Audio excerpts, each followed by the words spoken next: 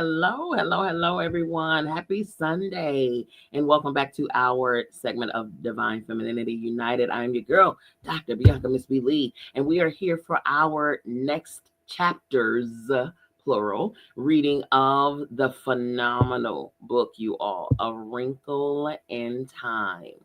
A Wrinkle in Time, you all. This I have never read the book. I've seen the movie. A while ago. It's been a long time ago, but I remember nuggets. I'm talking about super nuggets. Both that you can take and apply to your everyday life, absolutely. But then so eye-opening and awakening, like conscious forward, where it makes you go into your almost like your spiritual self. You have to go to a place. You cannot process the book and the messages and things like that from your own analytical, rational adult brain, because sometimes we can be way too grown for our own good. This is why even in scripture it says that we have to come to the creator like a child, because when you come childlike, there's a difference between childlike and childish. Okay, childlike meaning you are open, you're eager, you're confident, your imagination is through the roof. Okay, there's nothing that's impossible. When have you ever seen a child say that they can't be strong and big, and they can't defeat the biggest monster, or they have this imagination that they can do any and everything, right? Any and everything. That's the thing that's amazing. And so in this book, I ask you all to allow yourselves to go into that space. Hello, Katina. How are you? You so funny. Hello, Dr. B. You said, oops, Dr. B. Hello, honey. Welcome. Yeah, so that's the thing that allows us to really activate that childlike energy inside of us, and really allow us to see through the lens of our inner child, which 9 times out of 10, you all, come on, let's be honest, we probably haven't activated that inner child or spent time with that inner child in a very long time, because of what? We too grown for our own good sometimes.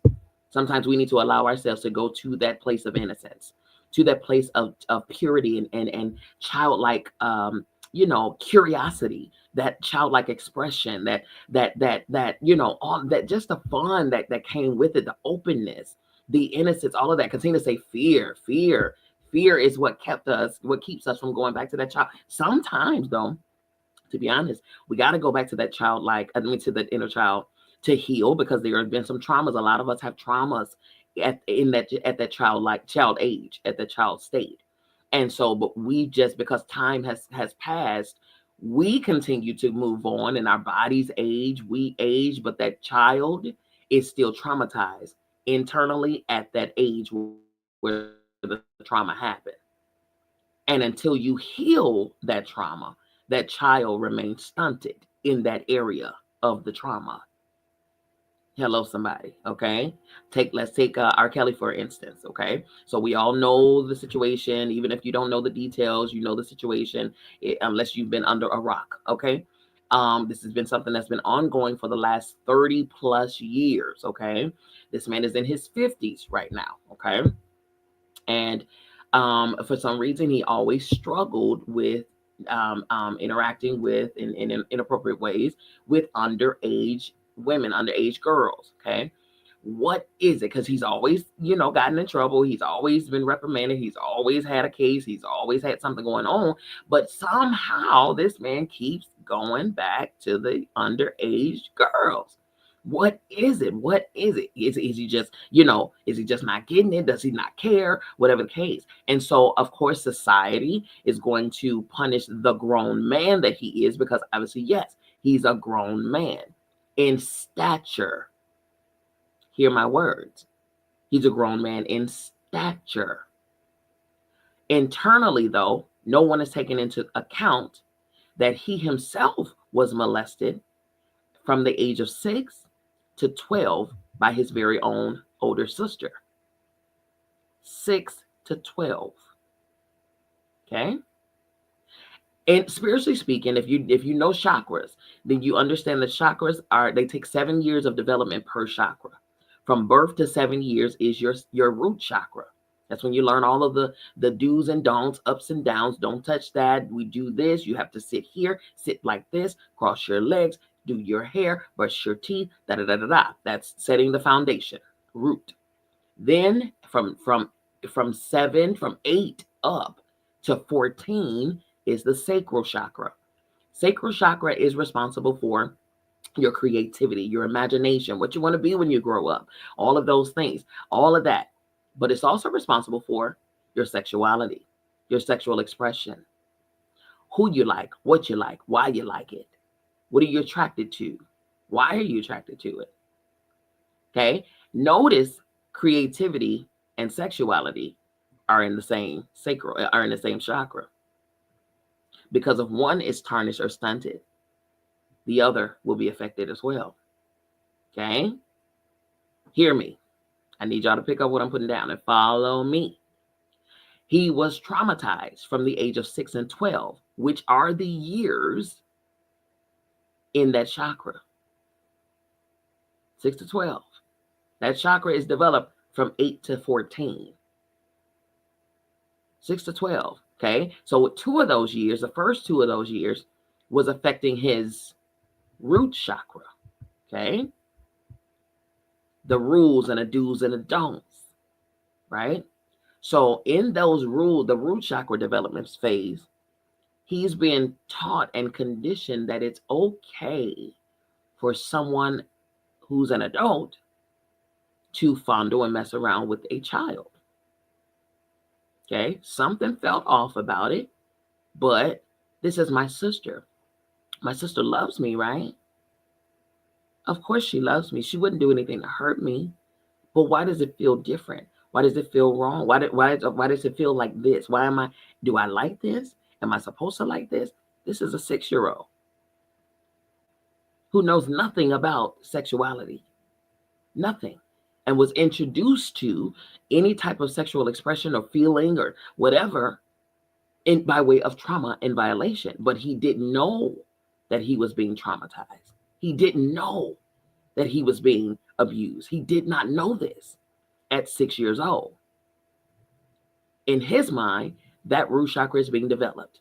And who was developing it? His sister, who was older than him.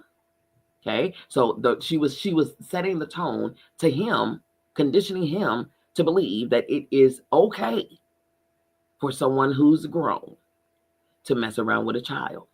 Okay, now he's moving that into his sacral area, where his creativity is and where his sexuality is, sexual expression is, and it's still going on.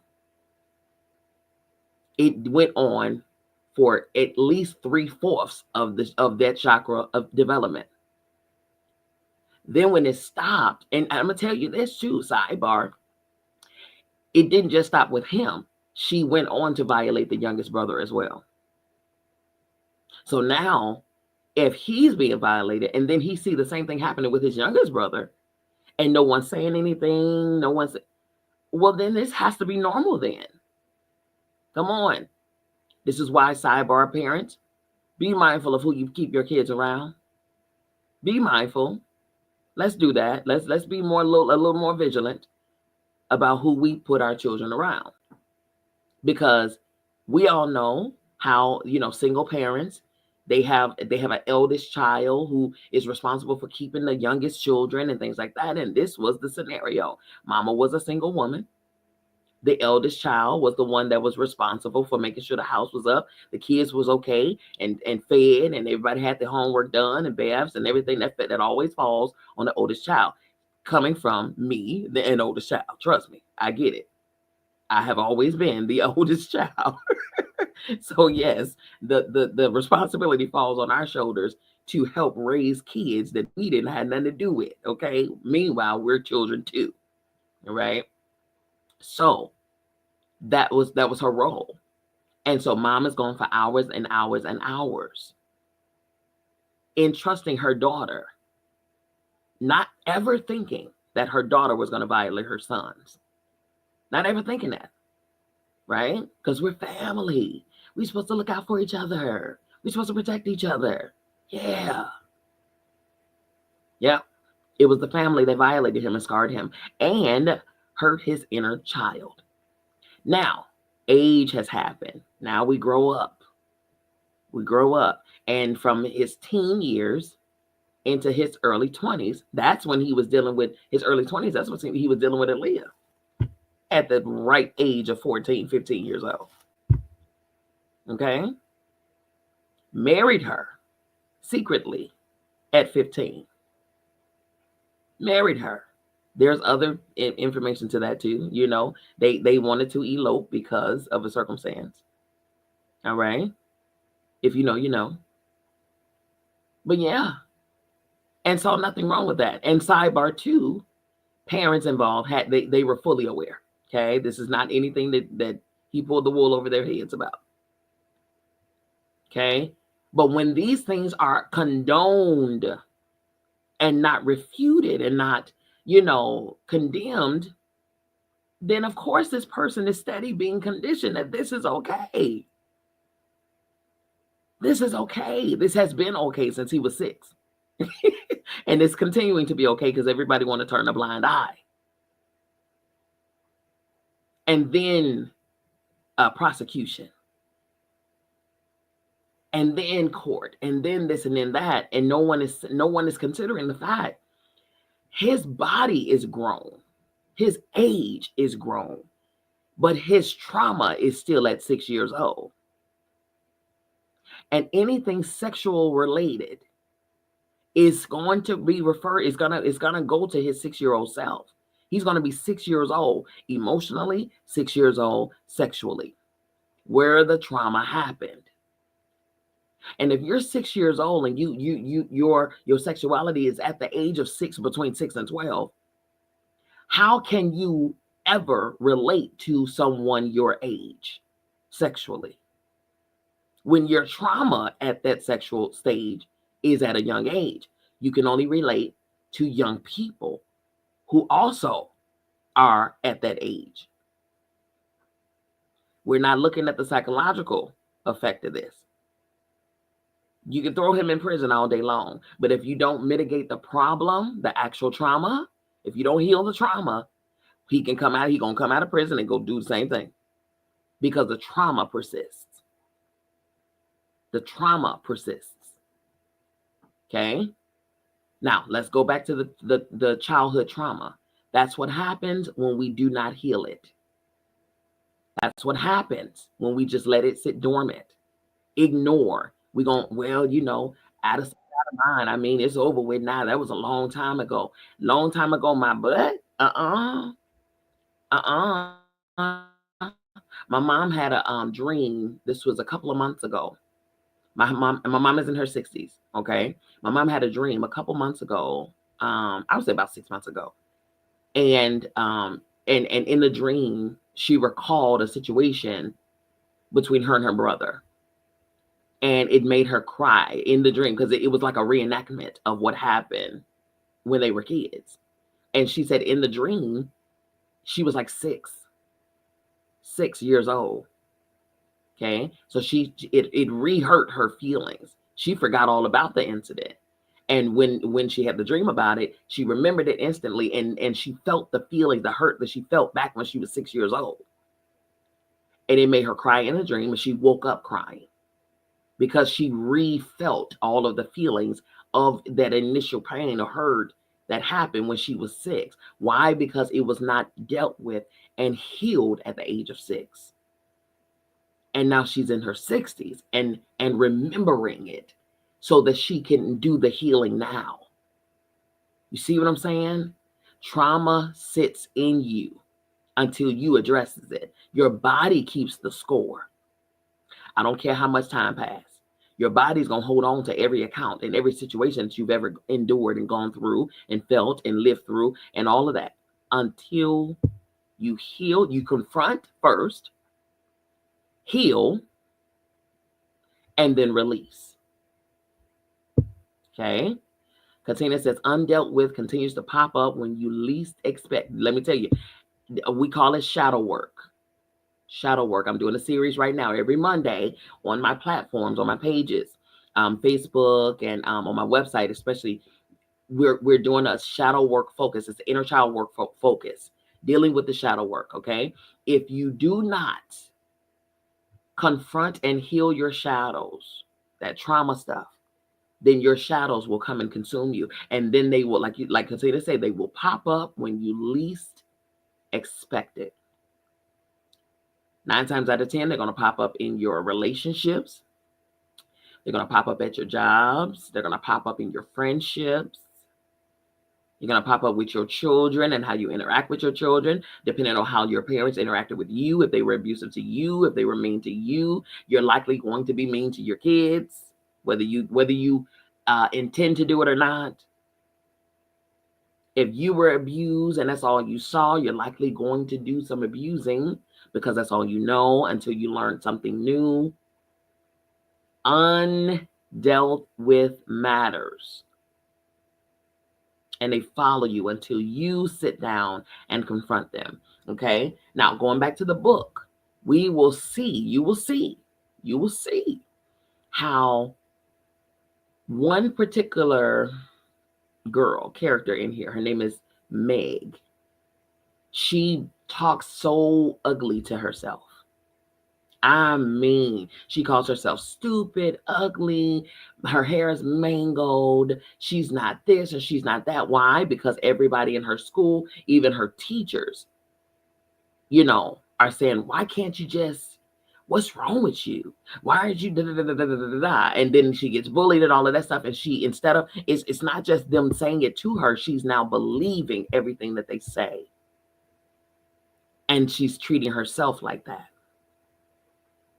Right? Which is now opening her up to, welcoming the abuse because, I am stupid. You're right.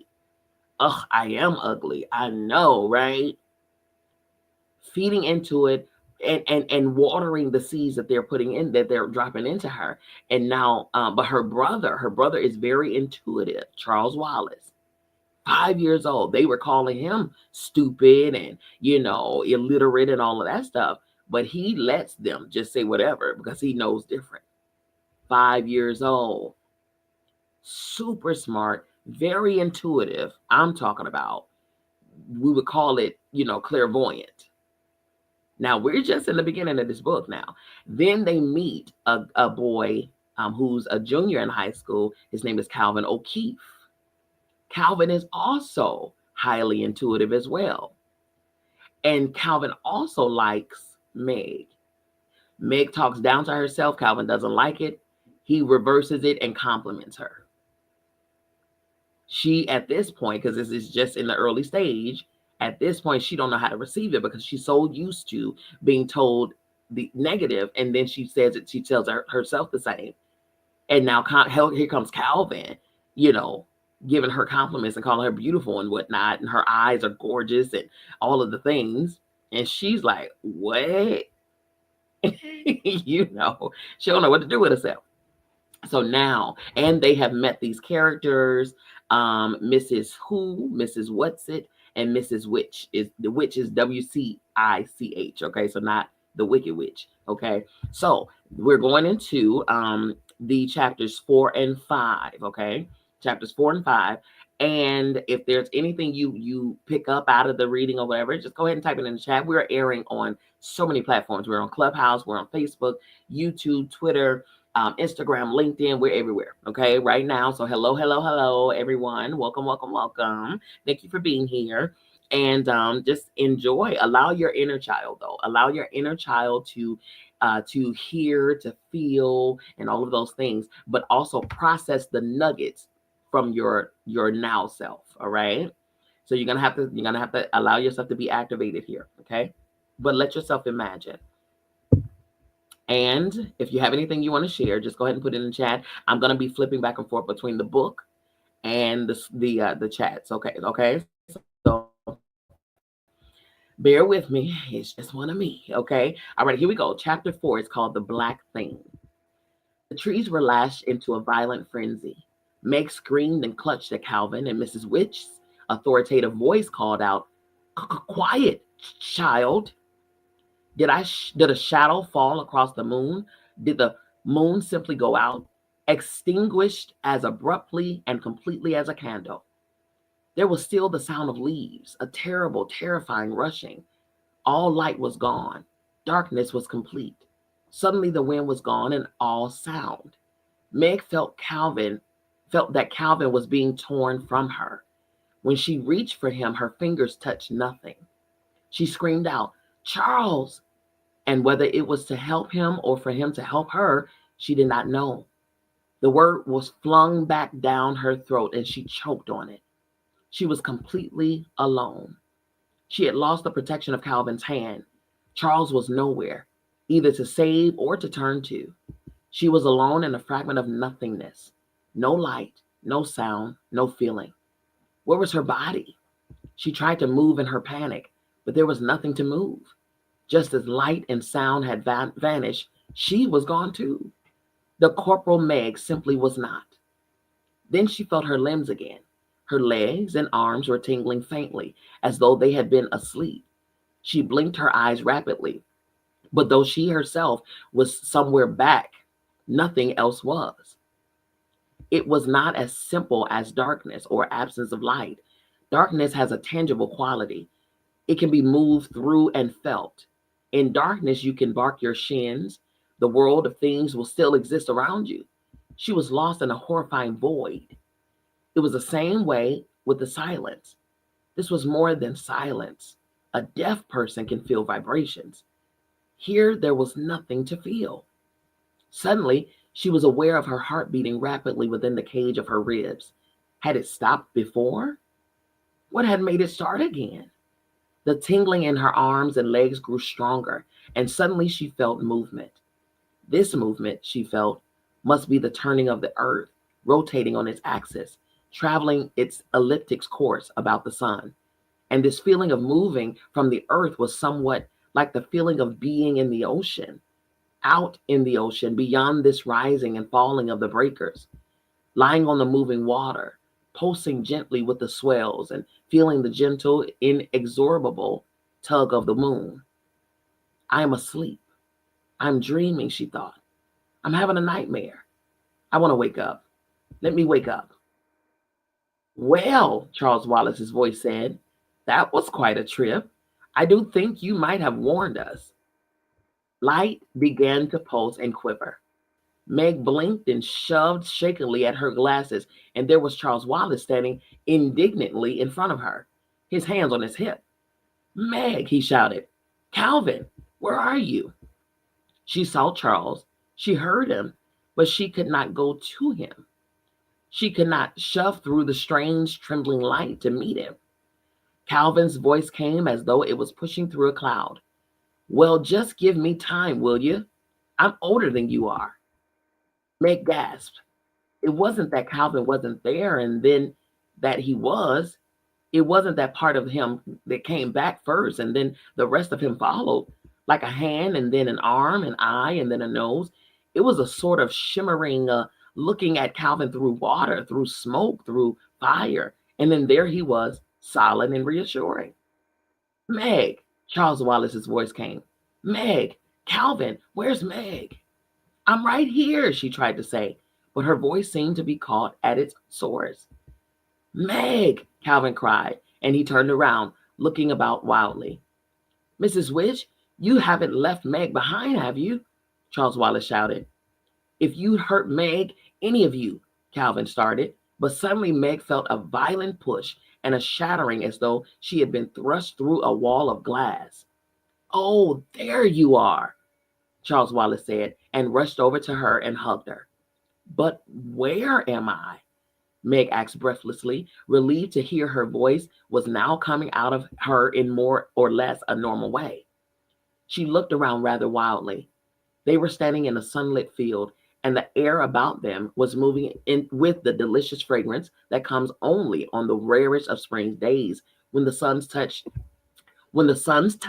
is gentle and the apple blossoms are just beginning to unfold. She pushed her glasses up on her nose to reassure herself that what she was seeing was real.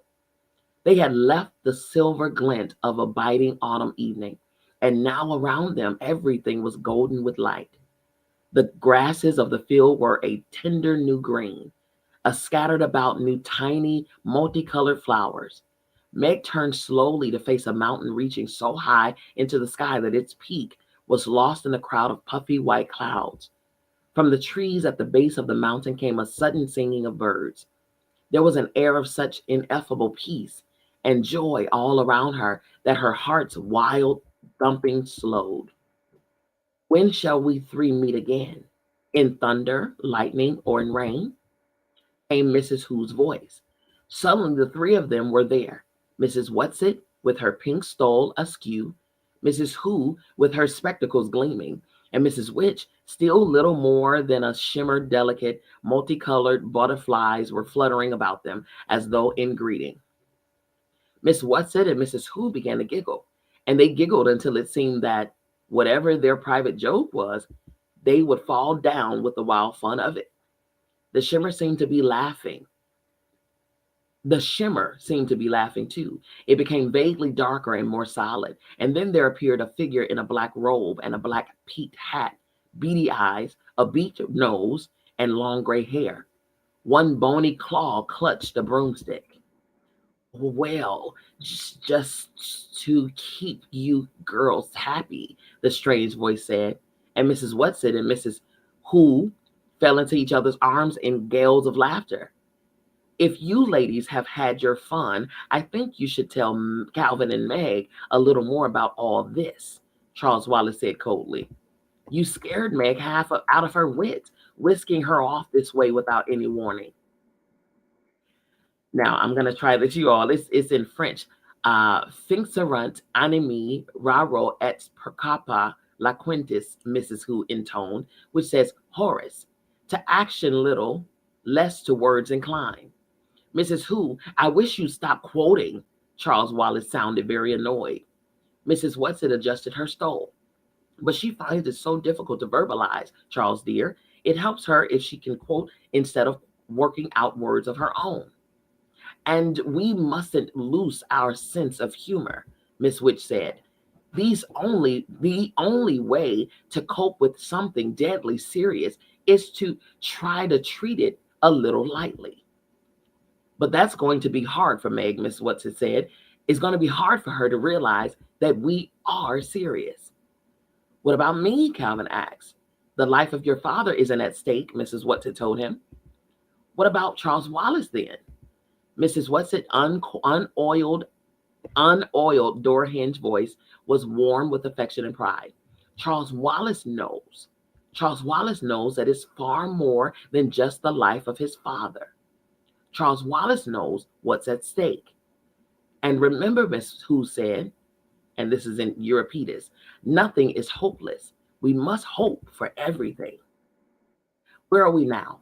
And how do we get here? Calvin asked. Uriel, the third planet of the star Malak, in the spiral nebula Messier 101.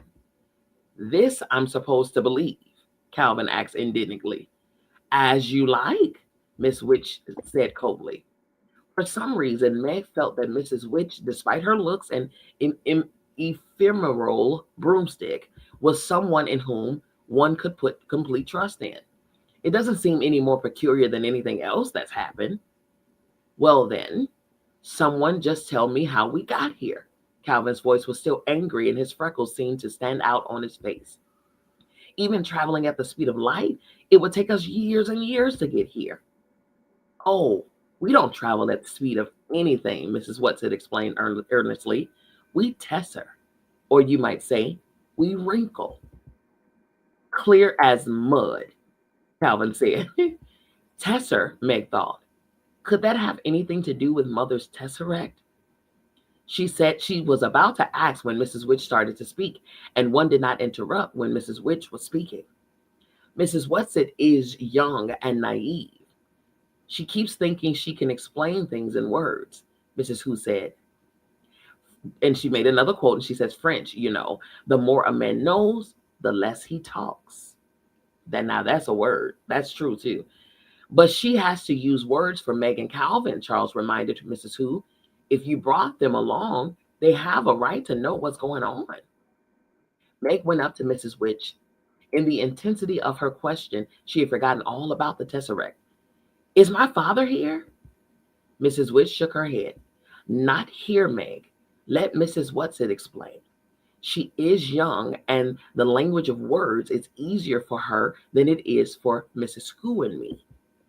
We stopped here, Mrs. Whatsit explained, more or less to catch our breaths and to give you a chance to know what you're up against. But what about father? Meg asked. Is he all right? For the moment, love, yes. He's one of the reasons we're here. But you see, he's only one. Well, where is he? Please take me to him. We can't. Not yet, Charles said.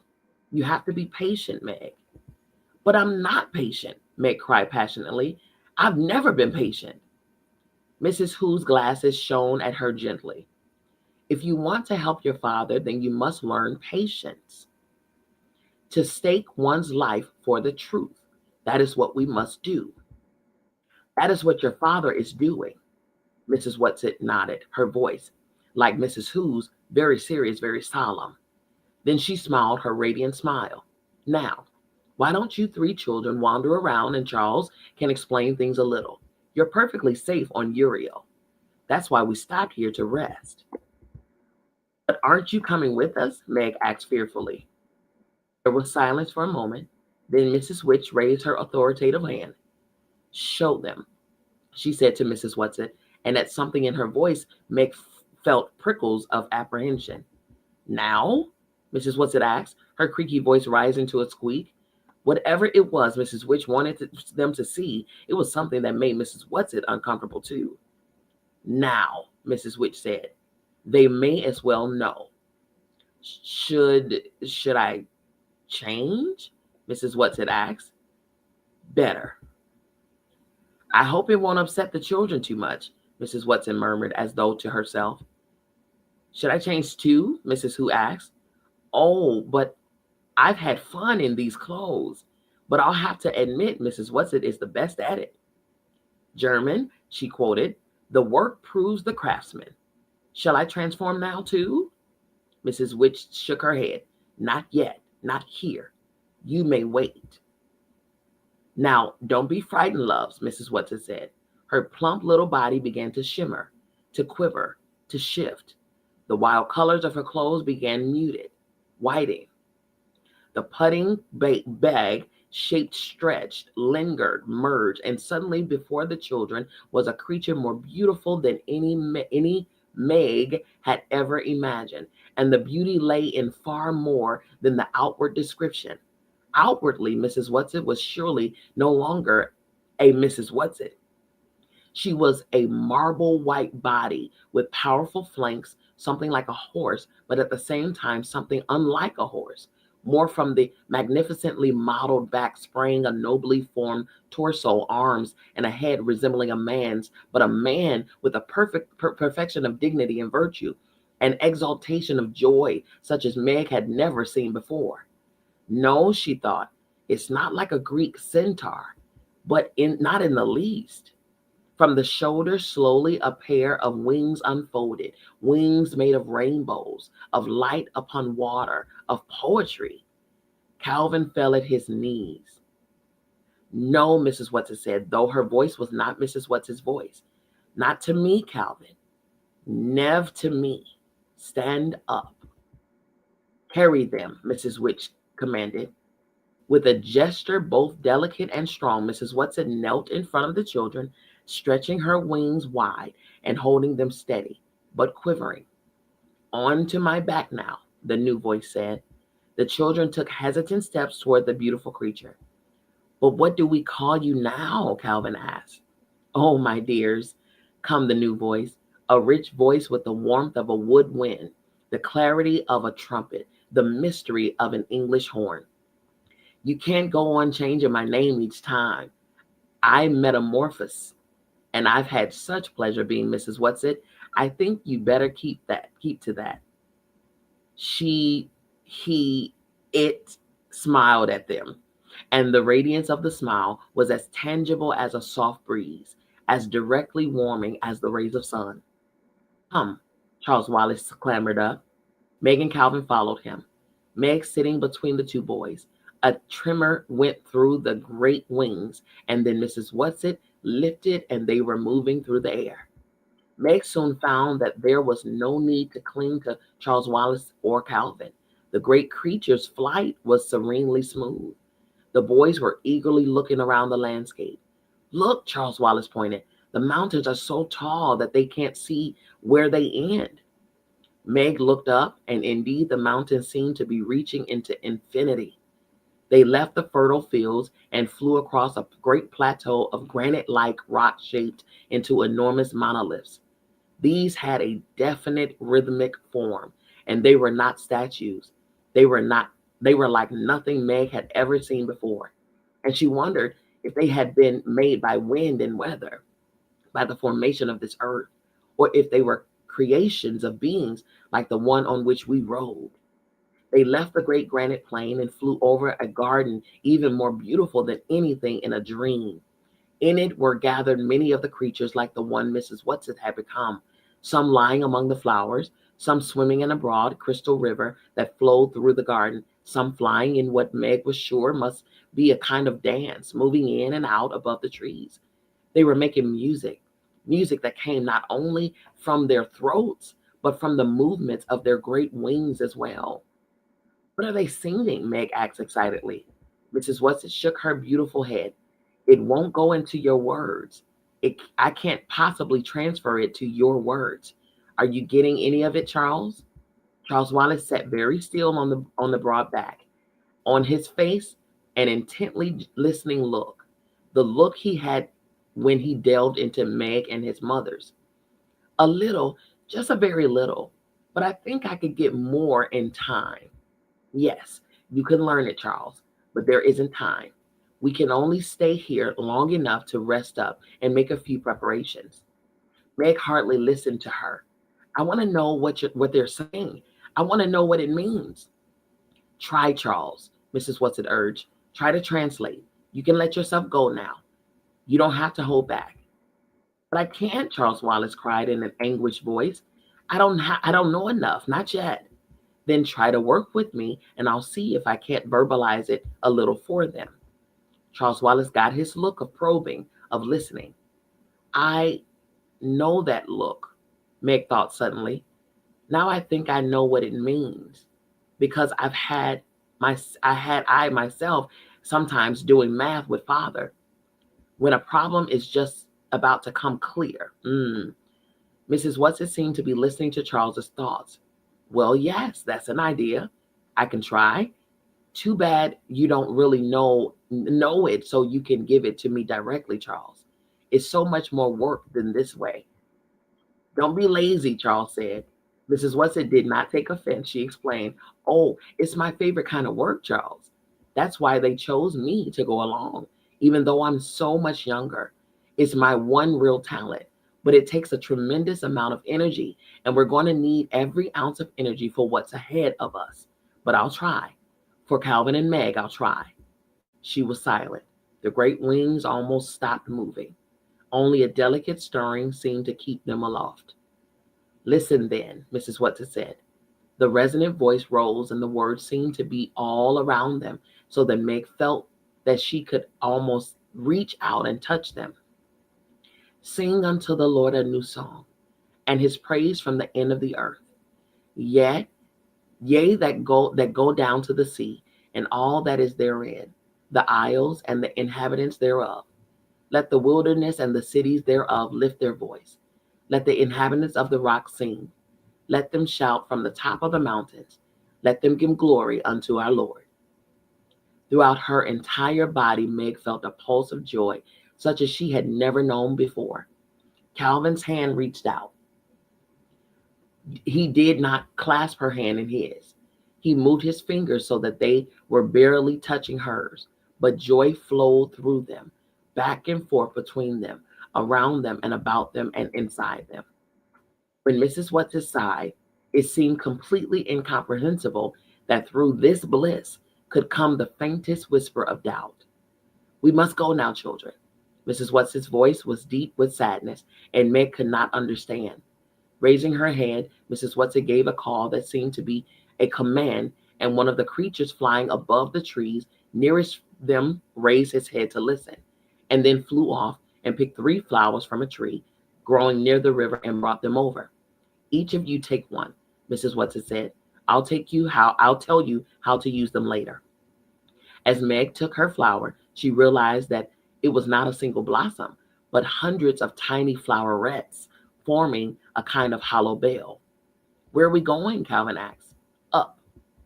The wings moved steadily, swiftly. The garden was left behind, the stretch of granite, the mighty shapes, and then Mrs. Watson was flying upward, climbing steadily up, up. Below them, the trees of the mountains and the mountains dwindled, became sparse, were replaced by bushes and then small, dry grasses, and then vegetation ceased entirely, and there were only rocks, points of peaks of rocks, sharp and dangerous. Hold on tight, Mrs. Watson said. Don't slip. Meg felt Calvin's arm around her waist in a secure hold. Still, they moved upward. Now they were in clouds. They could see nothing but drifting whiteness, and the moisture clung to them and condensed in icy droplets. As Meg shivered, Calvin's grip tightened. In front of her, Charles Wallace sat quietly. Once he turned just long enough to give her a swift glance of tenderness and concern. But Meg felt as each moment passed that he was growing farther and farther away, that he was becoming less and less her adored baby brother, and more one with whatever kind of being Mrs. Watson, Mrs. Who, and Mrs. Which in actuality were. Abruptly, they burst out of the clouds into a shaft of light. Below them, there were still rocks. Above them, the rocks continued to reach up into the sky. But now, though it seemed miles upward, May could see where the mountain at last came to an end. Mrs. Watson continued to climb her wings, straining a little, but felt her heart racing. Cold sweat began to gather on her face, and her lips felt as though they were turning blue. She began to gasp. All right, children, use your flowers now, Mrs. Watson said. The atmosphere still continued to get thinner from now on. Hold the flowers up to your face and breathe through them, and they will give you enough oxygen. It won't be as much as you're used to, but it will be enough. Meg had almost forgotten the flowers and was grateful to realize that she was still clasping them, that she hadn't let them fall from her fingers. She pressed her face into the blossoms and breathed deeply. Alvin still held her with one arm, but he too held the flowers to his face. Charles Wallace moved the hand with the flowers slowly, almost as though he were in a dream. Mrs. Watson's wings strained against the thinness of the atmosphere. The summit was only a little way above them, and then they were there. Mrs. Watson came to the rest on a small plateau of smooth silvery rock. There ahead of them was a great white disc. One of Uriel's moons, said Mrs. Watson told them. Her mighty voice faintly breathless. Oh, it's beautiful, Meg cried. It's beautiful. The silver line from the enormous moon poured over them, blending with the golden quality of the day, flowing over the children, over Mrs. Watson, over the mountain peak. And now we will turn around, Mrs. Watson said. And at the quality of her voice, Meg was afraid again. But then they turned but when they turned, she saw nothing. Ahead of them was the thin, clear blue of sky. Below them, the rocks thrusting out of the shifting sea of white clouds. Now we will wait, Mrs. Watson said, for sunset and moonset. Almost as she spoke, the light began to deepen, to darken. I want to watch the moonset, Charles Wallace said. No, child, do not turn around, any of you. Face out toward the dark. What I have to show you will be more visible then. Look ahead, straight ahead, as far as you can possibly look. Meg's eyes ached from the strain of looking and seeing nothing. Then, above the clouds which encircled the mountain, she seemed to see a shadow, a faint thing of darkness so far off that she was scarcely sure she was really seeing it. She was really seeing it. Charles Wallace said, "What's that?" "That sort of shadow out there," Calvin gestured. "What is that? What is it? I don't like it." "Watch." Mrs. Whatsit commanded. It was a shadow, nothing but a shadow. It was not even as tangible as a cloud. Was it a cast by something, or was it a thing in itself? The sky darkened. The gold left the light, and they were surrounded by blue deepening until where they had been nothing but evening sky. There was now a faint pulse of star, and then another, and another, and another. There were more stars than Meg had ever seen before. The atmosphere is so thin here, Mrs. Watson said, as though in answer to an unasked question. Meg looked. No, the atmosphere is so thin here that it does not obscure your vision as it would at home. Now look straight ahead. Meg looked. The dark shadow was still there. It had not lessened or dispersed with the coming of night, and where the shadow was, the stars were not visible. What could there be about a shadow that was so terrible that she knew that there had never been before and ever would be again? Anything that would chill her with a fear that was beyond shuddering, beyond crying or screaming, beyond the possibility of comfort. Meg's hand holding the blossoms slowly dropped, and it seemed as though a knife gashed through her lungs. She gasped, but there was no air for her to breathe. Darkness glazed her eyes and mind, but as she started to fall into unconsciousness, her head dropped down into the flowers, which she was still clutching, and as she inhaled the fragrance of their purity, her mind and body revived, and she sat up again. My goodness. The shadow was still there, dark and dreadful. Calvin held her hand strongly in his, but she felt neither strength nor reassurance in his touch. Beside her, a tremor went through Charles Wallace, but he sat very still. He shouldn't be seeing this, Meg thought. This is too much for so little a boy, no matter how different and extraordinary a little boy. Calvin turned, rejecting the dark thing that blotted out the light of stars. Make it go away, Mrs. Whatsit, he whispered. Make it go away. It's evil. Slowly, the great creature turned around so that the shadow was behind them, so that they saw only the stars unobscured, the soft throb of starlight on the mountain, the descending circle of the great moon swiftly slipping over the horizon. Then, without a word from Mrs. Whatsit, they were traveling downward, down, down. When they reached the corona of clouds, Mrs. Whatsit said, "You can breathe without the flowers now, my children." Silence again, not a word. It was as though the shadow had somehow reached out with its dark power and touched them so that they were incapable of speech. When they got back to the flowery field, bathed now in starlight and moonlight from another smaller, yellower rising moon, a little of the tenseness went out of their bodies, and they realized that the body of the beautiful creature on which they rode had been as rigid as theirs. With a graceful gesture, it dropped to the ground and folded its great wings. Charles Wallace was the first to slide off. "Mrs. Who? Mrs. Which?" he called, and there was an immediate quivering in the air. Mrs. Who's familiar glasses gleamed at them. Mrs. Which appeared too, but as she had told the children, it was difficult for her to materialize completely. And though there was the robe and peaked hat, Meg could look through them to mountain and stars. She slid off Mrs. Whats's back and walked rather unsteadily after the long ride over to Mrs. Witch. "That dark thing we saw," she said, "is that what my father is fighting?" And that's the end of chapter 4.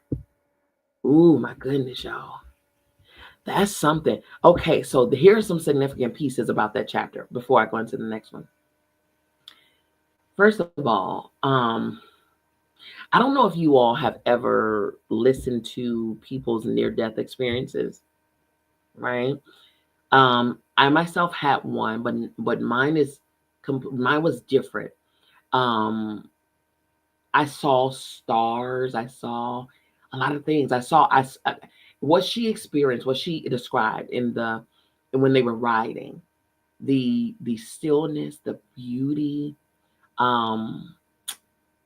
the peace, What she described literally to the T, I experienced, but I was just surrounded by stars, just nothing but stars.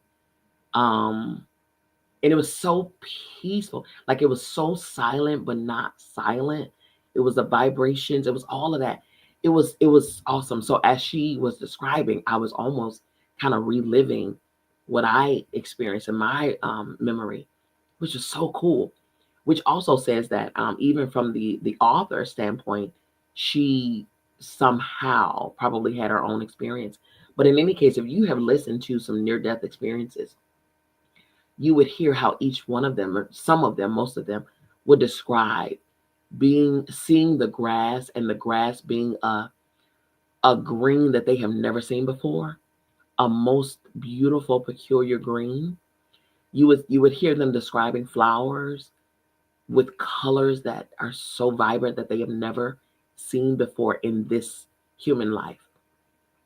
They say that the colors that we see here are dull in comparison to the colors in other realms. And so what they're describing in this book here is that, you know, oh my goodness, I got chills all over my body right now. I kid you not. This is why it's very important to allow your inner self, your true self, your spiritual self to come forth, right? Because as we're going through this human iteration, as we're going through this human experience, we get lost in it. We do. We get lost in the, oh, he did this or she did that, or my boss or my job, or oh, these kids and these bills, and I got to pay this, and I got to run over here, and I got to do. We get lost in the busyness of the human experience. And we tend to forget who we are as higher beings, as spiritual, sacred beings, divine beings. It's almost muted, almost muffled. We forget the more connected to this human experience that we are, the less connected that we are to our own selves, our nature, our spiritual self. And in through your spiritual self, we should be able to process the stuff of the human experience. What they were describing here, especially when they were talking about Charles Wallace. Charles Wallace is a very, very gifted, very spiritually in tuned boy. 5 years old. I have to keep saying 5 years old because what? 5 years old. And one of the things that I appreciated was the fact that they were saying that they were hearing music, and they had lyrics that they were hearing, but they couldn't understand it. They couldn't, there was no translation, because if you remember the being, she said, you will not be able to understand the lyrics and the words of the song in your ears, from your human ears. You would only be able to hear and be translated these words from your spiritual ear. And the only one out of the three of them that could access that translation was Charles Wallace, 5 years old. She was telling him, Charles, try to translate. Charles, go within. And every time Charles closed his eyes and he tried, and he himself, I can't do it. I can't do it. She says, try. Because we do that too often, right? If that first time we try to do it, it's too much. I can't do it. Do you know that as a spiritual being, you are capable? There's nothing that you cannot do. You are capable of doing every single thing. It's this human suit that we have on that has caused us, in this human experience, that has caused us to not think that we can do the impossible. You are the impossible. Your spiritual self is possible and capable of doing every single thing, creating every single thing. You literally were formed and fashioned by the hands of the infinite creator who has created every living thing. You are the embodiment of that creation. And to not stand in your abilities is to not really and fully understand who you are, nor who created you. So the atmosphere that they were flying in is the atmosphere from where we're from. That's what we're made of. When we leave this earthly vessel, we return to that. Okay? We return to that. As I was reading that, I just had a great friend. He just transitioned back to this him, back to this version of him. He gets to experience that. Come on, man. Yes, we can shed a tear for him transitioning and leaving this earthly vessel because we became attached to that. But how can you be mad when you can understand that he's there experiencing all of this beauty and all of this? Come on. Y'all, so many nuggets. That's why I said I need you all to hear this with the ears of your inner self. Your inner self, and see it and feel it, all of that. The language of the universe is more, it's on a frequency level, on a vibration level. It's not English, Spanish, Italian. No. That's here. That's this earth realm stuff. It's more so on a telepathic type of vibration in other realms. Okay? Ooh, wee, man. Ooh, my goodness. Okay, here we go. I hope I'm not losing y'all. I hope you all are picking up what I'm putting down. I hope I'm able to kind of penetrate and get through that, the human existence of you, and get to your core, get to the spirit part of you, so that you can hear and you can see and feel and imagine, and you can go on this ride with us in this book. Okay, here we go. Chapter 5, Tesseract, the Tesseract, okay? Speaking of, let me say this real quick, because, they automatically appeared on this, in this new realm, on this planet and all this stuff, coming from Earth, right? Ooh, Katina say, still here. Thank you for this. Yes, ma'am. Yes, ma'am. Yes, ma'am. I'm enjoying it too. Any book that we read here, I never read ahead of you all. I always read along with you all, because I want to be excited when you're excited. You know what I mean? I want to have fun when you're having fun. I want to be shocked when you're shocked. I want to have the real time experience with everybody who's joining us in this journey. Seriously, this is fun. This is fun, and this is activating. Like I said, it's activating that inner child space that we don't often enough, put to work and activate. So here we go. Tesseract. What they were talking about in bouncing from Earth to the other realm, it can be known as astral projecting. Okay, but they mentioned it's called we test from one place to the next. And so Meg, if you recall, Meg was saying, well, is that what Dad was working on, the Tesseract? The Tesseract, what is that? Okay, their father went missing. The backstory: their father went missing, okay, years ago. And it's been said, the rumor around town, because we love a good rumor, okay? The rumor around town is that, he ran off with another woman, okay? Which they know, the family know, and his wife knows he would never do. So, but he was building this machine, this Tesseract. And what they believe, he was working for the government too, doing, experiments and all of that stuff, technology, machines, and all of that. Science. He's a scientist. The wife is a scientist. And so what they believe and what they're where Mrs. Who, Mrs. Which, and Mrs. What's It is taking them to is their father. They know they know that their father is not missing. He's just somewhere in one of the wrinkles in time and space time. And so they're traveling to different space times and different wrinkles and different realms to find him. Okay, that's what this is. All right, so here we go. Chapter 5, the Tesseract. Yes, Mrs. What's said, he is behind the darkness so that even we cannot see him. Meg began to cry, to sob aloud. Through her tears, she could see Charles Wallace standing there, very small, very white. Calvin put his arms around her. but she shuddered and broke away, sobbing wildly. Then she was enfolded in the great wings of Mrs. Watson, and she felt comfort and strength pouring through her. Mrs. Watson was not speaking aloud, and yet through the wings Meg understood words. My child, do not despair. Do you think we would have brought you here if there were no hope? We were asking you to do a difficult thing, but we were confident that you could do it. Your father needs help. He needs courage. And for his children, he may be able to do what he cannot do for himself.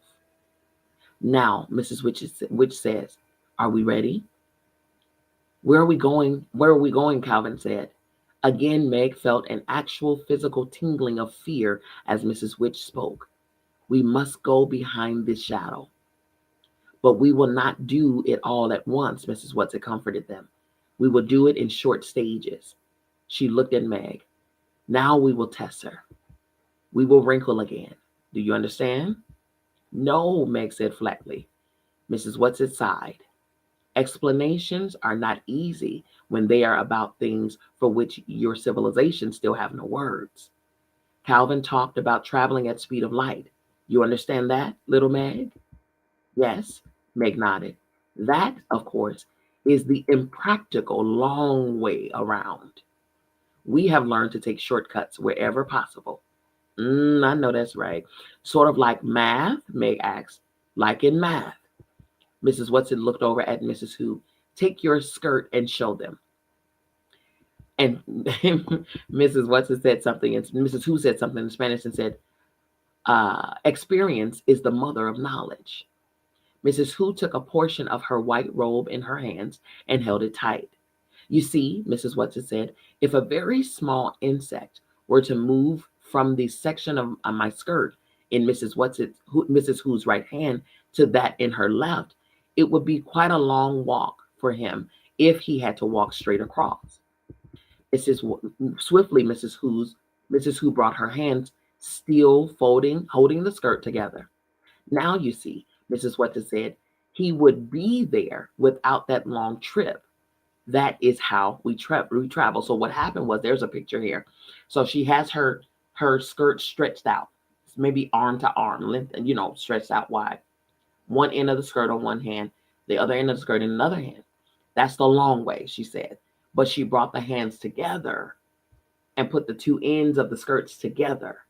And so she says, that's the wrinkle. That is the wrinkle. So they forego the long trip and they just jump through the wrinkle from one end to the next. That's the wrinkle. And it makes the trip shorter. Okay. Charles Wallace accepted the explanation serenely. Even Calvin did not seem perturbed. Oh dear, Meg sighed. I guess I am a moron. I just don't get it. That is because you think of space only in 3 dimensions. 3D. That's us here in the earth realm. This is 3D. And so what she's saying here, Meg is only seeing what through the human lens. She's not allowing herself to transcend the human 3D space. Okay.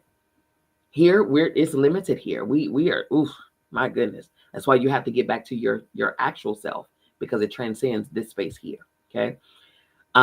She says, that is because you think of space only in 3 dimensions, Mrs. Watson told her. We travel in the 5th dimension.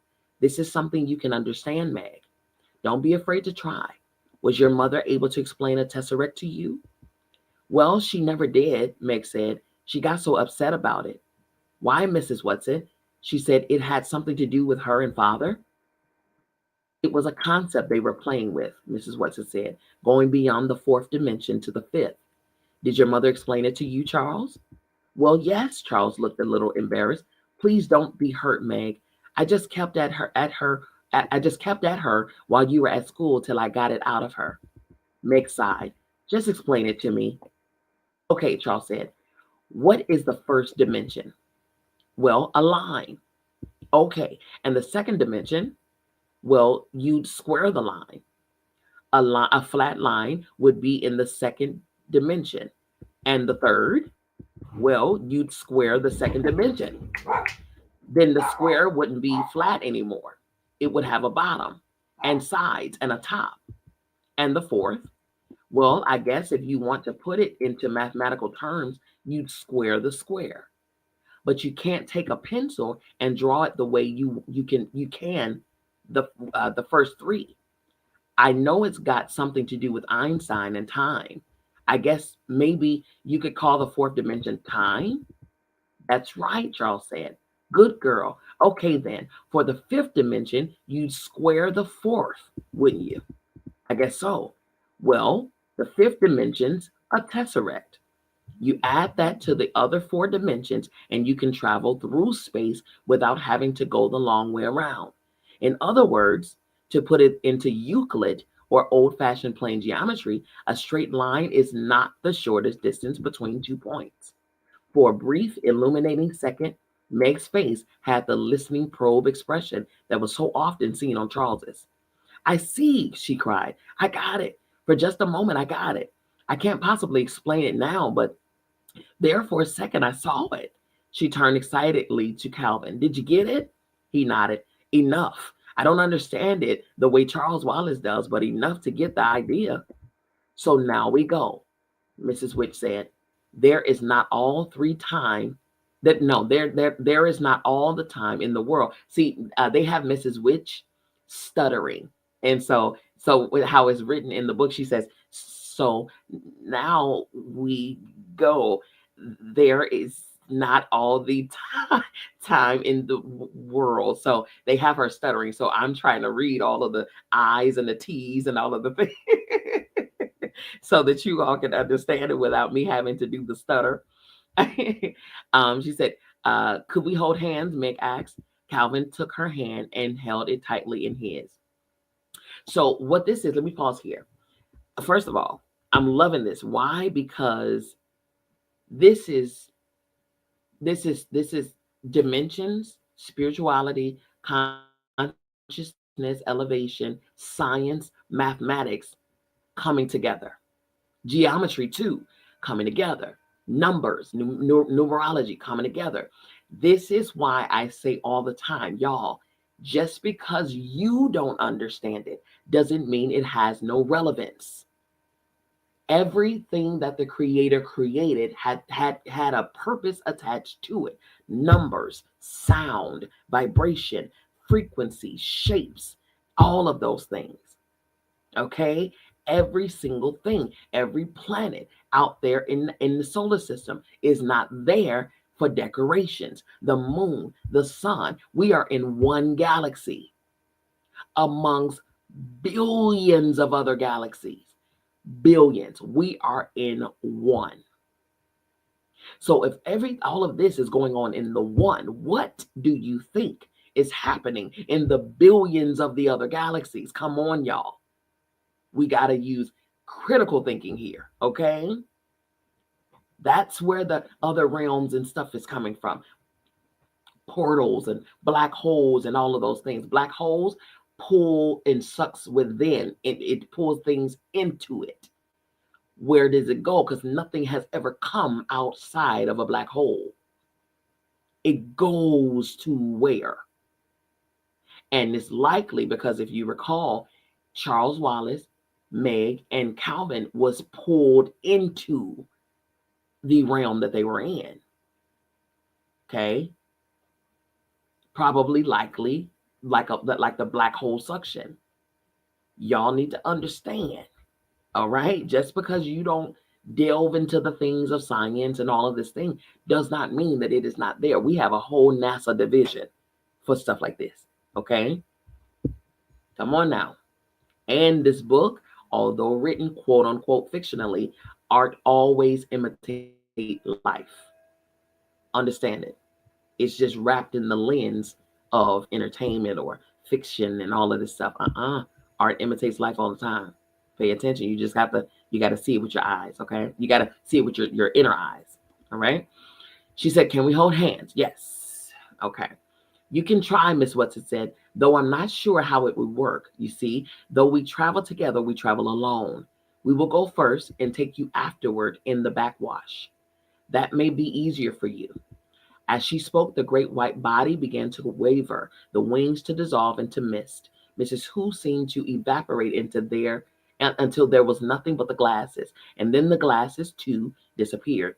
It reminded Meg of the Cheshire Cat on Alice in Wonderland, which another movie that I love that too. Alice in Wonderland is another movie that got nuggets. I'm being gems, okay? I've often seen a face without glasses, she thought, but glasses without a face? I wonder if I got that way too. First me and then my glasses. She looked over at Mrs. Witch. Mrs. Witch was there and then she wasn't. There was a gust of wind and a great thrust and a sharp shattering as she was shoved through. What? Then darkness, silence, nothingness. If Calvin was still holding her hand, she could not feel it. But this time she was prepared for the sudden and complete dissolution of her body. When she felt the tingling coming back to her fingertips, she knew that this journey was almost over, and she could feel again the pressure of Calvin's hand about hers. Without warning, coming as a complete and unexpected shock, she felt a pressure she had never imagined, as though she were being completely flattened out by an enormous steamroller. This was far worse than the nothingness had been. While she was nothing there, while she was nothing there, was no need to breathe. But now her lungs were squeezed together so that although she was dying for want of air, there was no way for her lungs to expand and contract. To take in the air that she must have to stay alive. This was completely different from the thinning of atmosphere when they flew up the mountain and she had to put the flowers to her face to breathe. She tried to gasp, but a paper doll can't gasp. She thought she was trying to think, but her flattened out mind was as unable to function as her lungs. Her thoughts were squashed along with the rest of her. Her heart tried to beat. It gave a knife-like sideways movement, but it could not expand. But then she seemed to hear a voice, or if not a voice, at least words. Words flattened out like printed words on paper. Oh no, we can't stop here. This is a two-dimensional planet, and the children can't manage here. She was whizzed into nothingness again, and nothingness was wonderful. She did not mind that she could not feel Calvin's hand, that she could not see or feel or be. The relief from the intolerable pressure was all she needed. Then the tingling began to come back to her fingers, her toes. She could feel Calvin holding her tightly. Her heart beat regularly. Blood coursed through her veins. Whatever had happened, whatever mistake had been made, it was over now. She thought she heard Charles Wallace saying his words round and full as spoken words out to be. Really, Mrs. Witch, you might have killed us. This time she was pushed out of the frightening fifth dimension into a sudden, immediate jerk. There she was again, herself, standing with Calvin beside her, holding onto her hand for dear life, and Charles Wallace in front of her, looking indignant. Mrs. Whatsit, Mrs. Who, and Mrs. Witch were not visible, but she knew that they were there. The fact of their presence was strong about her. Children, I apologize, said Mrs. Witch's voice. Now, Charles, calm down, Mrs. Whatsit said, appearing not as the great and beautiful beast she had been when they last saw her, but in her familiar wild garb of shawls and scarves and the old tramp's coat and hat. You know how difficult it is for her to materialize. If you are not substantial yourself, it's very difficult to realize how limiting protoplasm is. I am sorry, Mrs. Witch's voice came again, but there was more than a hint of amusement in it.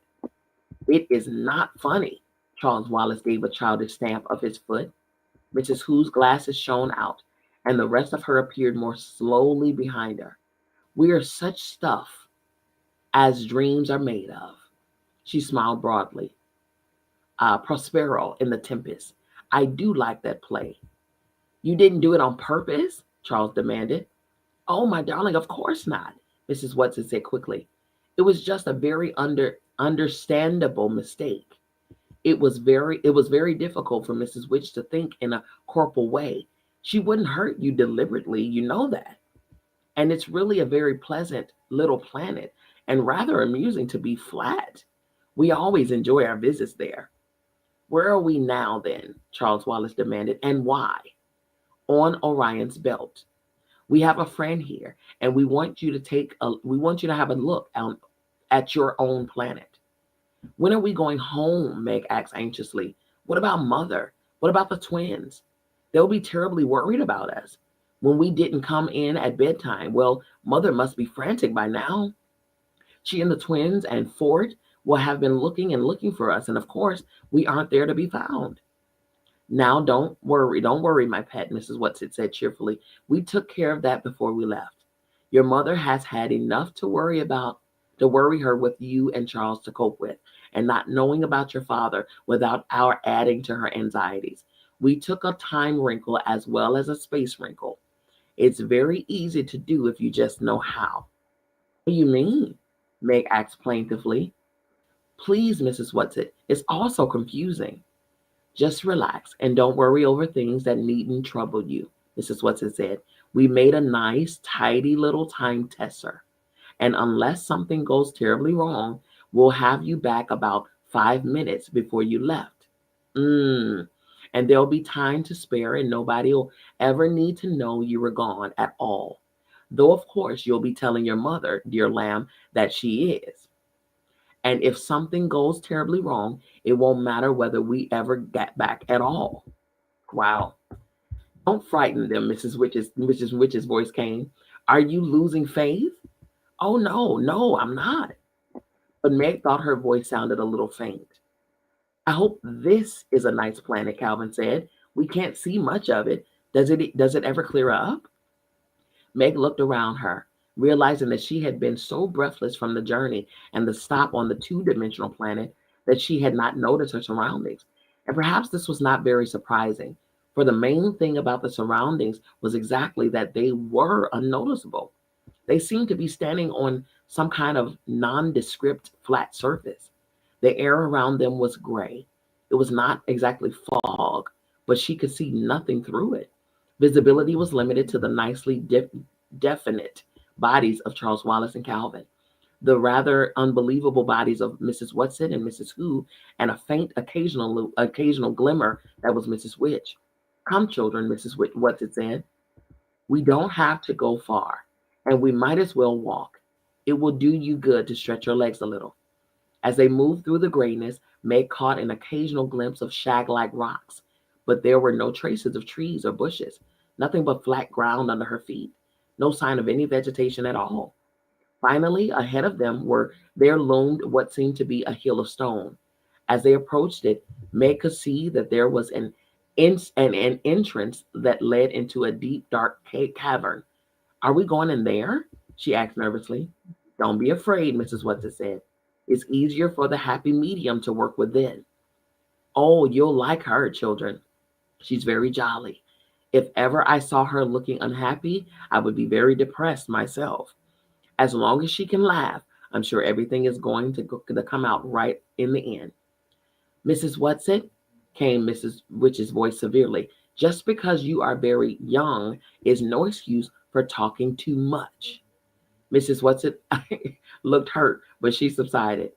Just how old are you? Calvin asked her. Just a moment, Mrs. Whatsit murmured, and appeared to calculate rapidly upon her fingers. She nodded triumphantly. Exactly 2,379,152,497 years, 8 months, and 3 days.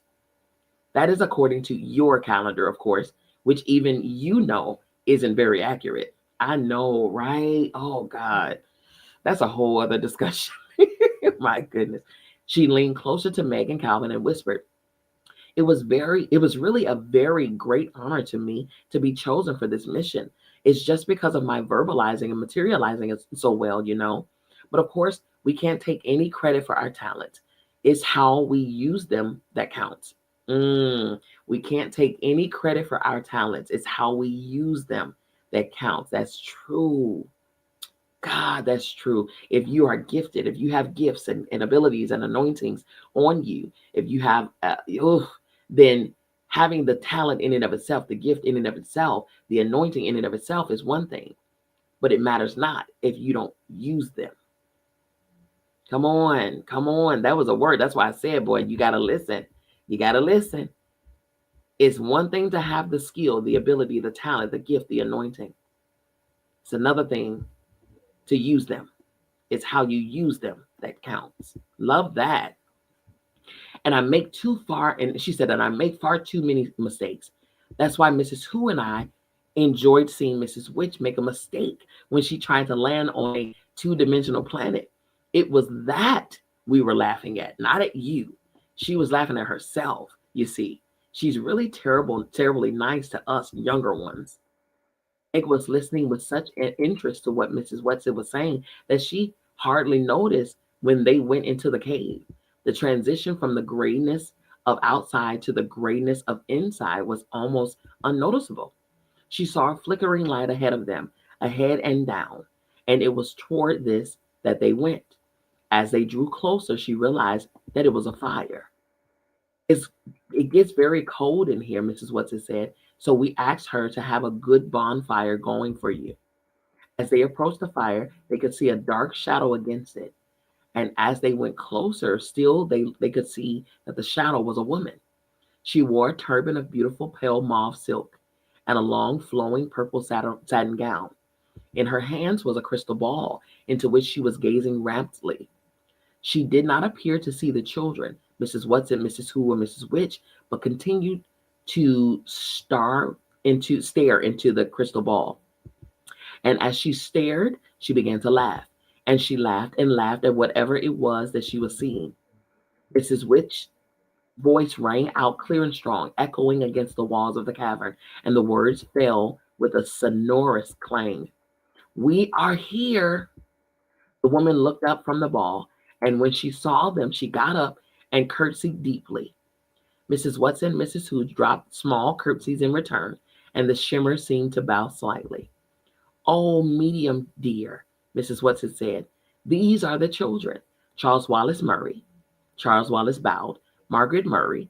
Meg felt that if Mrs. Watson and Mrs. Who had curtsied, she ought to also. So she did, rather awkwardly. And Calvin O'Keefe. Calvin bobbed his head. We wanted them to see their home planet, Mrs. Watson said. The medium lost the delighted smile she had worn till then. Oh, why must you make me look at unpleasant things when there's so many? That's funny. When there's so many delightful ones to see. Again, Mrs. Witch's voice reverberated through the cave. There will no longer be so many pleasant things to look at if responsible people do not do something about the unpleasant ones. My goodness. Listen. Oh my God. Okay. So the medium is upset that they're wanting her to look at Earth. She says that that's an unpleasant thing. Come on here. Those of us who are here on Earth can attest to that. Okay. She said, Katina said, oh. So now we have a medium here, right? Come on. Who says, come on, mediums, psychic, clairvoyant. Come on here, y'all listen. So the medium is saying that the earth, looking at Earth is unpleasant. It's an unpleasant thing. Mrs. Witch says there will no longer be so many unpleasant things to look at if responsible people do not do something about the unpleasant ones. Huh? Come on. She's saying that it is the people's responsibility to make the unpleasant pleasant again. Okay? Listen to the nuggets now. The medium sighed and held the ball high. Look, children, Mrs. Watson said, look into it well. How small is the earth to him who looks from heaven? Mrs. Who intoned musically. My goodness. I just caught a glimpse of my friend that just transitioned. And that statement right there. How small is the earth to him who looks from heaven? My goodness. Okay. Meg looked into the crystal ball, at first with caution, then with increasing eagerness, as she seemed to see an enormous sweep of dark and empty space, and then galaxies swinging across it. Finally, they seemed to move in closer on one of the galaxies. Your own Milky Way, Mrs. Watson whispered to Meg. There they headed directly toward the center of the galaxy. Then they moved off to one side. Stars seemed to be rushing at them. Meg flung her arm up over her face as though to ward off the blow. Look, Mrs. Witch commanded. Meg dropped her arm. They seemed to be moving in toward a planet. She thought she could make out polar ice caps. Everything seemed sparkling clear. No, no, medium dear, that's Mars. Mrs. Watson reproved gently. Do I have to? The medium asked. That's so funny. The medium was taking him to Mars. That's hilarious. Now, Mrs. Witch commanded. The bright planet moved out of their vision. For a moment, there was the darkness of space, then another planet. The outlines of this planet were not clean and clear. It seemed to be covered with a smoky haze. Through the haze, Meg thought she could make out the familiar outlines of continents, like pictures of her social studies books. Is this because of our atmosphere that we can't see properly? She asked anxiously. No, Meg, you know that it is not the atmosphere, Miss Witch said. You must be brave. It's the thing, Charles Wallace cried.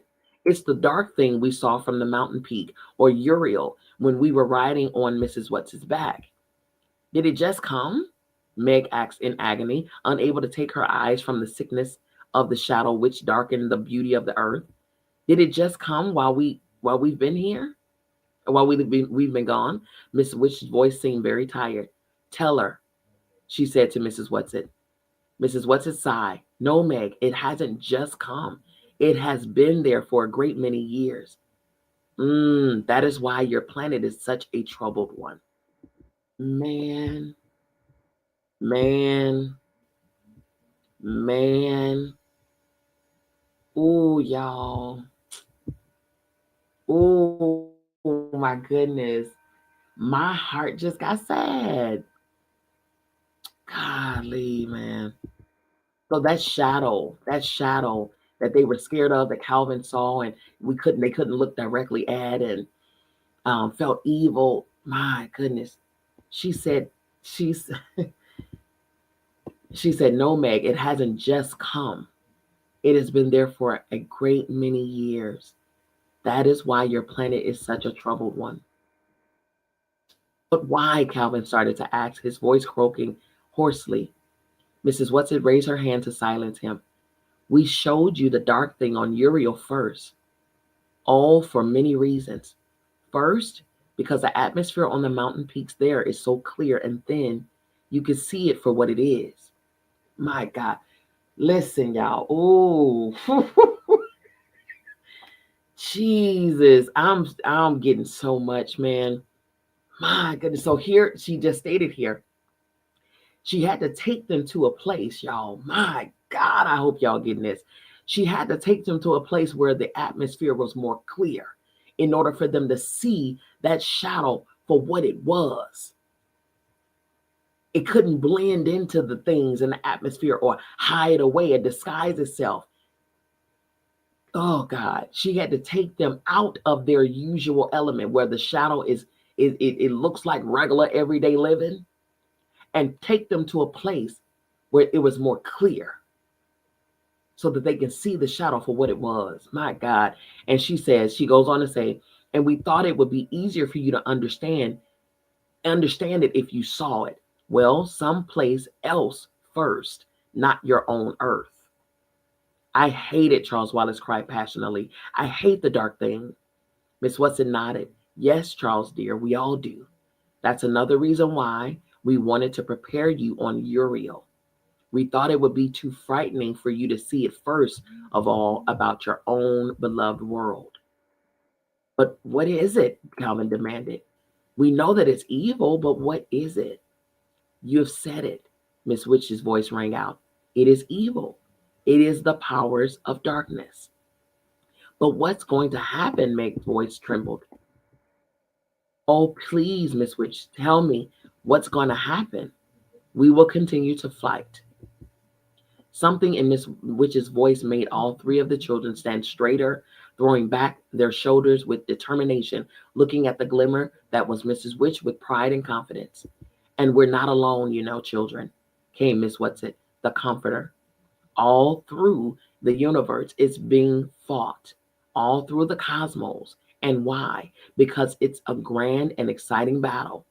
I know it's hard for you to understand about size, how there's very little difference in the size of the tiniest microbe and the greatest galaxy.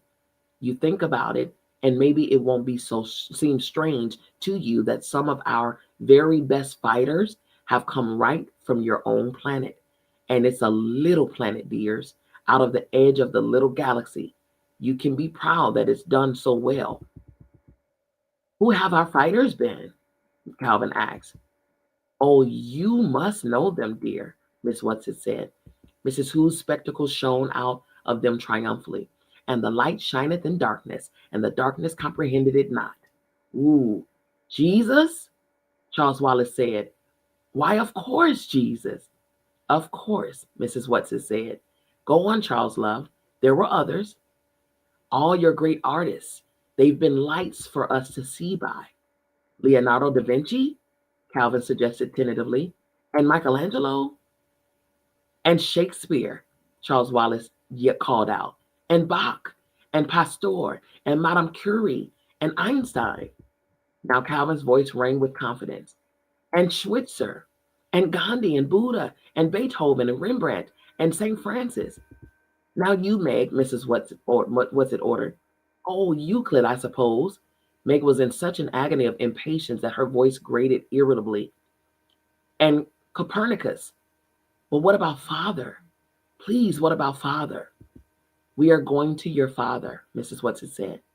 But where is he? Meg went over to Mrs. Witch and stamped as though she were as young as Charles Wallace. Mrs. Whatsit answered in a voice that was low but quite firm. On a planet that has given in. So you must prepare to be very strong. All traces of cheer had left the happy medium's face. She sat holding the great ball, looking down at the shadowed earth, and a slow tear coursed down her cheek. I can't stand it any longer, she sobbed.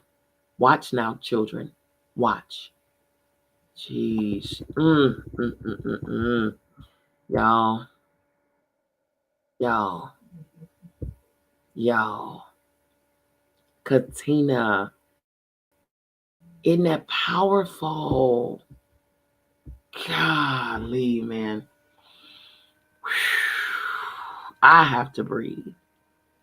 Cause that, ooh, I am a huge, like I'm my sensories,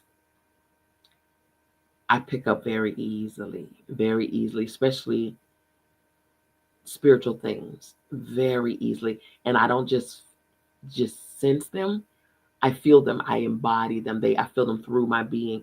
I am more in tune with my spirit. I'm very balanced. I'll say balanced. I'm balanced. I'm equally in tune with my higher self as I am with my human self. In fact, I'm gonna say I'm more in tune with my higher being than I am with my human being. You know what I mean? I am a human being here, but I cultivate more and reside more from my higher place more often than my human place. Okay. If you know, you know. I can go into that later at a later date, but because I've aligned with who I am, I've aligned with my actual self, and I'm aligning even more. That's the thing, day by day, because it's a cultivated practice, right? Just like we had to learn to be a human on this planet. We had to learn. We had teachers to teach us. Our teachers were our parents and our siblings and our family members. They taught us how to be a human, how to, how to walk, how to talk, how to do this, they even taught us their own, traits, how to be angry, how to abuse, how to be alcoholics, how to do drugs, they taught us our steps on how to be a human, because when we came here we didn't know how to be. That's why if you notice babies are so observant, super observant. They're watching. They're sponges. That's why I said the root chakra is the first chakra from birth to 7 years. In those 7 years, it is pinnacle. It is very paramount about what you pour into that child, what you're exposing the child to, because that is going to shape that child's foundation. Okay. So a lot of us, as you all know, a lot of us, we came up in some interesting environments. You know what I mean? We did. We had no choice in the matter, of course. Um, we yeah, some of us came up in some unfortunate situations. Some of us did not. But a lot of us, the majority of us, when we got of age, we had to unlearn some stuff. You understand what I'm saying? We had to purge some things. We had to get some things away from us. We had to cut off things. We had to unlearn to relearn, or unlearn, I should say, unlearn to remember. Unlearn to remember, right? And the more and more that I traverse through this cultivation of my higher being, or alignment of my higher being, because you are right now, at this moment, you are your higher self. You are your higher powerful self. And if you're not operating and demonstrating from that, or connected to that, aligned with that, is because you've forgotten who you were. Okay. That's why the first question when I take on clients, the first question that I ask them is, do you know who you are? And based on their answer, that'll tell me exactly where we need to begin in their therapy. you know I do therapy, but in this realm, based on this realm stuff, but I also combine the spiritual aspect of it too, because you are a whole person, and in your whole person, you are 100% human and 100% spirit. And I dare not just work with your human self and not work with your spiritual self. That's not how I practice, which is why I have a private practice, because this Earth's network and healthcare network, they could never, you understand? And I will never tether my anointing and my gift to a network that's set to abuse and to capitalize off of somebody being unwell. Okay, I refuse to do that. Right? We are here to hold each other's hand and walk each other back to our most highest, greatest betterment and self. And that's what I intend to do in my gift and in my ability, in my power. And that's what it is. If you are not aligned with and demonstrating from who you truly are, not who you learned to be, not who you became, who you are, then you've forgotten. And you have to unlearn what you were conditioned to be, what you were taught to be, what you were, what society made you be, what hurt and pain and trauma caused you to be. You have to unlearn to remember who you currently are. And in these states and in these stories here, I'm seeing so much, my goodness, so much. And it's so telling. Like I said, this art here is imitating life for sure. And you have to allow yourself, only in a childlike mentality can we fathom and perceive and imagine the words that are written on these pages. Only from that powerful and pure and innocent state of being, state of mind. You have to go there. You have to allow yourself to go there in order to perceive and receive the messages that are in these pages. Because, baby, they're loaded down. Okay. So the next time we come together, it's going to be Tuesday in 2 days.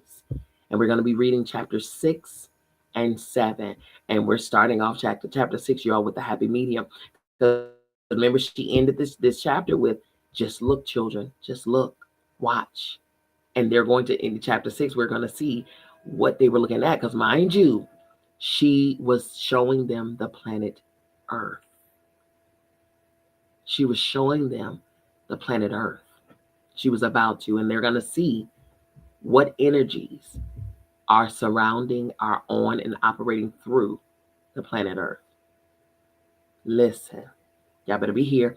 If you do not have this book, you already know every book that I read with you all is always made available for you all to read among yourselves. Okay, or read along with us. It's free for you. Yes, I am a nonprofit organization. Yes, we do take donations, but they are welcome, but they are not required for you to get your own copy of this book. You can read it along with me, or you can read it at your own leisure. It's up to you, but it's free. So get it, okay? When I hear free, honey, I don't turn down nothing but my collar. Thank you, okay? So to get your copy, inbox me, email me at info@biancamissbeely.com. Request your copy. Give me the email address that you want me to send it to you, and I will send it to you directly from my computer to yours, okay? And you can download it. It's a Google Drive app, a Google Drive file, a PDF file. So it's an ebook version, okay? You'll be able to get it, have it, read it, do what you do, lunch breaks and all of that stuff, but read it. These chapters are really, really good. They seem, because they're so loaded with detail, it may seem long, but it's not. They're not, okay? And I think having the book, having it for yourself, you can really read the pages. You can really read the words and envision. I love, love, love books. Oh, y'all. Okay, let's get into the names that they were dropping about the people that were sent to help, the fighters that were sent to help. Come on. They mentioned Jesus. They mentioned Michelangelo. They mentioned Leonardo da Vinci. They mentioned Einstein. These were the fighters sent to fight the energies. Nikola Tesla, I can guarantee you. They mentioned Buddha. They mentioned Krishna. Listen, all of the things that society or religion would tell you not to. Hello? Continue to say, key point resonating with me. Am I walking in the gifts I've been blessed with? Come on. Because listen, they said, yet you're welcome, honey. They said, it's one thing to have the gift. It's another thing to see what you use. It's how you use it. Because what's the point? What is the point of being super gifted, super anointed, super talented, and you ain't using it? To brag? Oh, girl, I can sing, honey. Oh, I can blow. I can. Okay, let's see. You know what I'm saying? What you doing with it? What have you done with it? What will you do with it? Who are you? Who are you? What are you? How are you? Okay? Know those things. Find those things out and demonstrate. Operate. Do. That's what we're here to do. Why do you think you're breathing? Why do you think you're breathing? That's a question. Answer that for yourself. Why do you think you are breathing? I promise you it's not to be here and work that factory job and make a check and pay tuition for your kids and pay child support. I promise you it's not to pay that light bill and just to make groceries and what? What? Those to me are distractions. Yes, that's a part of the human experience. Yes, sure. But don't get lost and forget what you're here for, conforming to this place, people. Even in the scriptures say, be in this world, not of this world. We are to be here. Just be present here. But don't conform to here. Don't become here. Remain who you are while being here. I say this all the time, right? That there is no such thing as a problem. Like, problems are illusions. What do you mean, Dr. B? What are you talking about? You talking crazy today. There's no such thing as a problem. The only thing that is the real problem is the fact that you don't know who you are. That's the only single problem there is. The fact that you don't know who you are. Because when you understand who you are, when you align with who you are, when you walk and talk and believe and demonstrate from who you are, everything that you once perceived to be a problem will then be seen as an opportunity to demonstrate who you are. You see a challenge, here we go, let's get it. Here's my chance to show this challenge what I'm made of. Are you kidding me? I was sitting in my backyard earlier and I was looking up at the sky. I said, oh yeah, Mars is going direct, because it wasn't retrograde. Okay, so it was some crazy stuff happening. I said, Mars going direct in a little bit, meaning Mars is going back into its regular state. Mars is a planet of action. Mars is the planet of get it, get it, get it, get it. Motion, let's get it. Assertiveness, right? Forward movement, right? I said, yeah, Mars is going to direct soon. I said, that means, yeah. I was just out there and I said, yeah. That means I am unstoppable. I am invincible. I'm about to get it. And then I said, and I'm backed by all of the universe. I'm backed by all of my higher self. I'm backed by all of the ancestors, all of the angels. I just gained a new one out there working, doing the things, gonna make it happen, making it happen. I said, oh, it's up and it's stuck. Yes, let's go. The only person, the only thing that can stop you is you. That's it. I don't have any fear in me. You understand? And I was saying this before I even realized who I was. I have no fear in me. Nothing, no fear. I can do each and everything that I set my mind to. If I want it, I create it. Simple. When I think it, if I want it, if I see it, it's good as done. When it's going to happen, I don't know. That ain't my problem. I'm not worried about the when, and I'm certainly not worried about the how. All I know is that it will. I stand on that. That's how I move, because I know who I am. Period. And I move from that knowing, not a thinking, not a believing, not a hoping, not a wishing, not a praying, it's a knowing. When you have that, and when you align with yourself and you know who you are, ask permission from who? You are your permission. Period. That's the difference. And it takes things like this here, material that we're reading like this, to keep that thing activated. Keep that imagination going, because that's how imagination is necessary for a visionary to envision, to see. You got to be able to see beyond what you can see, because sometimes your eyes that allows you to see can be the very hindrance that keeps you from seeing. I'm going to say that again.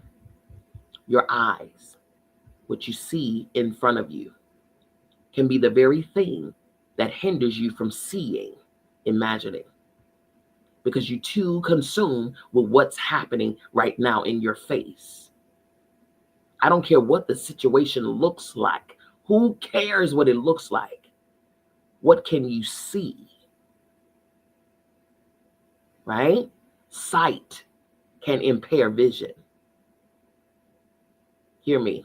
Sight can impair vision. Chew on that. All right? Visit my website, you all. Go to my website and see what I'm all about. If you want to take advantage of some opportunities and services that I offer, do that. That's what I'm there for, okay? You need a reading. You need your birth chart read. You need what you need, counseling, therapy. I do astrological placements and transit forecasts. All of that is on the page. We're working through a inner child shadow work series. Tomorrow will be week 3. You can catch up, it's no problem. If you want to do that, you can do that. Join me. I have merchandise in my shop. The same merchandise is also at walmart.com as well. Okay. So listen, you all, listen. We are here. We are rolling. We are operating. We are moving. We're doing. We're changing. We're enhancing. We're elevating. We're enlightening. We're growing. We're expanding. Choice by choice, day by day, minute by minute, moment by moment, intentionally and deliberately. All right? Intentionally and deliberately. If you want to know how, you need assistance. That's what we're here for. Contact me. I'm there on the website. All right? Visit me, social media, you all. Dr. Bianca Miss B. Lee on all platforms, no matter where they are. Dr. Bianca Miss B. Lee, all right? All righty, you all, listen. Also, too, beginning next week, Tuesday and Thursday nights at 11 o'clock. This is new. This is something that my brother that just transitioned is something that we started last year. And I owe it to myself and to him to keep it going. Okay. So we're going to be having just real life, real conversations, and that's going to be held on TikTok only. TikTok only. All right. 11 p.m. Tuesdays and Thursdays. You'll be seeing flyers out about that. I'm going to, put some stuff out there so you all can join us if you want. It's a more laid back environment. We're going to be talking about different topics, different things, different that, and really kind of helping people, helping each other, right? So just open dialogue. We're going to have people up on the platform and sharing and all of the things, you know what I'm saying? Having a great time. So join us on TikTok. Again, Dr. Bianca Miss B. Lee. You're more than welcome. Share life. It's no fun unless the homies can have some. So get your people here, okay?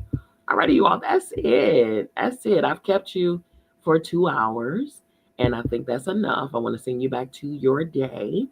You already know what it is. I love you. I mean it. There's absolutely positively nothing you can do about it. Don't you even try it. We'll be back here on Tuesday night, 8 p.m. Eastern Standard Time, right here at Divine Femininity United. Peace.